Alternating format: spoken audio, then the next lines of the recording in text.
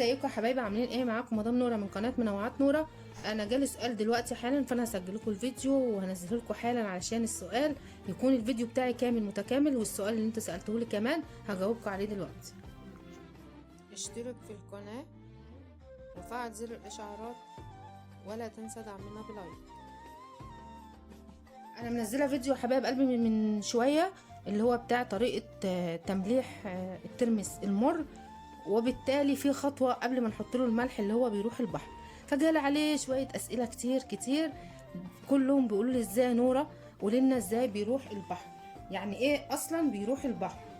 تمام، ثواني بس اولع لكم الاضاءه كده. يعني ايه اصلا بيروح البحر؟ انا قلت لكم يا جماعه الترمس المر من اساسه ان هو طبعا فيه طعمه مر جدا. عشان نضيع المرار ده من الترمس اللي هو البلدي المر لازم يتجدد عليه الميه، يعني لازم الميه تتخلل الترمس ده كتير. لما بيكون معمول عندنا في البيت هنا طبعا انت بتعملي ايه؟ بتروحي حاطه الميه دي، حاطه الترمس ومغيره عليه كل شويه الميه. زي ما انا قلت لو انت عايزه تعمليه في البيت كل شويه مثلا ادخلي هاتي يعني ادخلي غيري الميه عليه. تمام، يبقى احنا متفقين عشان نضيع المرار بتاع الترمس لازم كل شويه بنغير الميه عليه. الطريقه دي متعبه جدا. وقلت كمان في طريقه تانية، مثلا بالليل بعد ما بتخلصي مطبخك والعشاء وتغسلي مواعينك وكل حاجه بتفضي الحوض وبتحطي حله الترمس ده وبتفتحي سرسوب ميه بسيط جدا على الترمس عشان تتجدد عليه الميه طول الليل، وبالتالي المرار بتاعه يروح بكل سهوله. احنا هنا في البلد بقى او في قريتنا، لان اتضح ان احنا بس شكلنا اللي بنعمل كده، اللي هو الترمس المر ده بنحطه في شكاره. الشكاره بتتربط بحبل، الحبل ده بيكون من ناحيه قصير ومن ناحيه تانية طويل. تمام، ايه يا سيليا؟ معلش يا حبايب قلبي عشان سيليا كل شويه تنادى عليا. المهم بيبقى من ناحيه الحبل ده قصير ومربوط عادي، الشكاره بتربطها كويس جدا بعد ما بتحط الترمس فيها، وبيكون الناحيه التانية طويل. وطبعا لازم تيجي في مكان في البحر تكوني عارفاه يكون الميه بتاعته حلوه. تمام، بصوا انا بسجل فيديو سيليا جايبه ايه، وريهولهم بقى، وريهولهم. بس انت كده ينفع نحطه على الترابيزه؟ شايفين سيليا؟ شايفين؟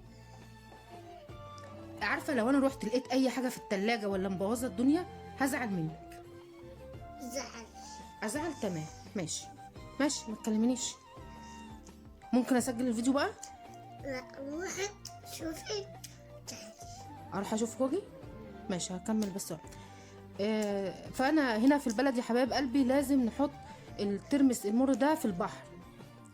في البحر بقى بيجوا في مكان نضيف جدا، المايه بتاعته تكون رايقه، وبيكون فيه مثلا يعني تخميني، انا ما شفتش بس تخميني بيكون فيه زي شجره طبعا بيربطوا فيها الحبل ده من ناحيه اهو، والشكاره بترمس في البحر.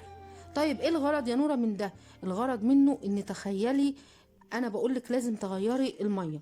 لو سمحتي يا سيليا تمسكي مناديل وتسكتي. لازم تغيري الميه كل 10 دقايق. هناك في البحر بتتغير الميه كل ثانيه ويمكن اقل من الثانيه، بمعنى ان طبعا الشكاره محطوطه في البحر كده. تمام، الميه يعني كل مشية ميه كده بتملى الشكاره على الترمس ميه، واللي تيجي بعدها تطرد الميه دي وتخش هي، وهكذا. وكل مره من اللي بتدخل الميه دي في الترمس طبعا بتاخد المرار من الترمس وهي ماشيه. تاني، احنا حاطين الشكاره بتاع الترمس في البحر مربوطه طبعا، ونفرض دي الشكاره الشكاره اهي مربوطه من الناحيه دي في حجر، في مثلا شجره، تيجي عند شجره كده وتقوم ربطها والشكاره في قلب الميه. فين بالظبط في المكان انا معرفش، ان يعني ربنا يبارك له طبعا ابن خالي، ومن هنا بقول لك يا منى شكرا، منى بنت خالتي ومتجوزه ابن خالي، هما اللي ودوه للبحر، ربنا يبارك لهم يا رب. معرفش هو حطه فين بس هو ده اللي انا فاهماه. تمام، الشكاره في قلب الميه فيها الترمس اهو. طبعا البحر انتوا عارفين ان ميه ماشيه مش واقفه اصلا خالص، الميه دي بتمشي ولنفرض كل ثانيه الشكاره بتعبي ميه تاخد المرار وتمشي وغيرها يخش، وهكذا وهكذا وهكذا، بدل ما احنا نحطه في البيت ونقعد نغير عليه ميه كل شويه. وساعات كمان بيكون الترمس مر. علشان تعملي الترمس المر في البيت صح لازم اقل حاجه 4 ايام بلاه، والتنيكي تغيري عليه ميه، او مش 4 ايام بلاه، هو تقريبا عادي اليوم العادي يعني، لان احنا على طول بنوديه البحر. هتبليه من بالليل، تعمليه مثلا الصبح الظهر العصر، تقومي سلقاه، وبعد ما بتسلقيه بالتنيكي تغيري عليه ميه مش اقل من 4 ايام كل شويه، علشان طبعا تمحي المرار خالص. يا اما نحط الحله ونسيب الحنفيه شغاله، وطبعا ده اولا حرام، وثانيا بنهدر الميه جدا جدا جدا، وبرده بتكون متعبه ومقلقه.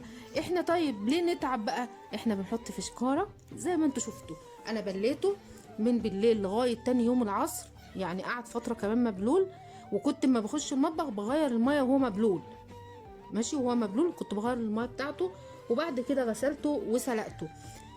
السلق بتاعه انا قايله في الفيديو، كل ما بتقشري فيه اول ما بتقشري بيكون متعب، يعني بتاخد وقت. انما النهارده بصوا الترمس والله سيليا جابته، وما تعرف ان انا بسجل اصلا فيديو للترمس ولا حاجه. بصوا مجرد عملتها خرجت منها ازاي بصوا انت تعملي كده بيكون سهل عليكي، يعني كل وهو بيتسلق تعملي الحركه دي. بصوا بيتعمل بكل السهوله ازاي علشان برضو لما الترمس بيستوي يعني ياخد سوى اكتر من اللي هو محتاجه، طبعا بيعمل يعني ايه، زي ما يكون القشره بتاعته دي بتدبل كده وبتعمل ريحه وطعم مش حلو خالص. فلازم تعملي الترمس مظبوط سواء المر او السكري، علشان خاطر يعني يكون طعمه حلو ويعيش معاكي كمان. اما نزلت الفيديو لقيت طبعا ام شهد من الصعيد وام علي من القاهره، الاتنين كتبوا لي قالوا لي لا يا نوره لازم تقولي لنا يعني ايه في البحر.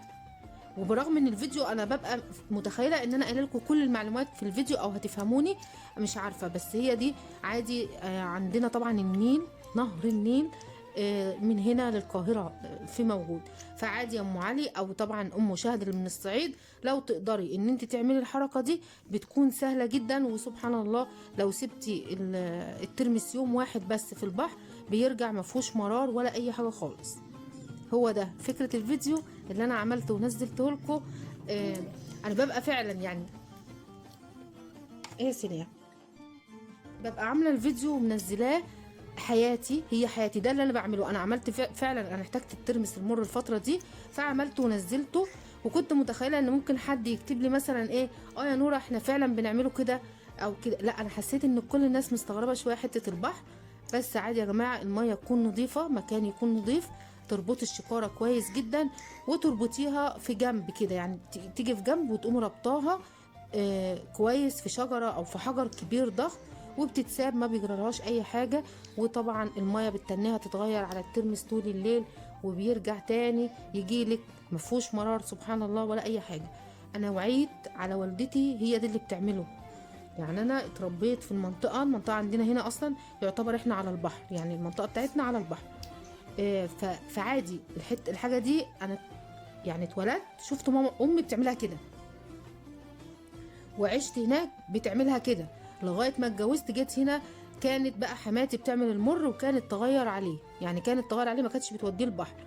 بس انا لما يعني جيت اعمل ترمس، انا الصراحه بحب طعم السكري، يعني ده المر ما احبش اكله الا لو عرفت بقى ان هو صحي. ساعات الواحد ياكل الحاجه عشان ايه هي صحيه وكده، انما حته بقى ان هو طعمه حلو لا. انا بالنسبه لي السكري انا اسفه طبعا لان في ناس كتير يقولوا يعني ازاي، بس لا انا بحب طعم السكري عن طعم المر ده. فبالتالي لما جيت اعمل في شقتي هنا عملت اللي هو السكري سهل جدا. انت طبعا بتبيتيه ليله وتاني يوم الصبح بتسلقيه، وبعد كده بتحطوا له الملح بس كده. السكري سهل وجميل ولذيذ وطعمه حلو، بس المر صحي. وطبعا انا جايباه دلوقتي علشان خاطر انا قلت زوجي عنده السكر، وحاجه تكون موجوده في الشقه صحيه وبتنفع لمرضى السكر والحاجات دي، ده سبب ان انا جايباه. فيا ريت اتمنى ان انا اكون في الفيديو ده، على فكره انا بسجله دلوقتي ساعه ما شفت التعليقات بتاعتكم بسجله لكم وهنزله على طول علشان يكون ورا الفيديو التاني على طول، وتعرفوا ان انا جاوبتكم على السؤال. انا اي حاجه بحس ان انا اقدر اعملها لكم بحب اعملها لكم، لاني بحبكم وببقى نفسي ان انتوا تستفادوا فعلا من نوره، وتكون كل حاجه نوره بتعملها سهله وتسهل عليكم يعني دنيتكم، وسهل عليكم المصاعب والحاجات اللي في الدنيا. اتمنى من رب العالمين ان فعلا اكون بفيدكم. اشوفكم في فيديو جديد. سلام.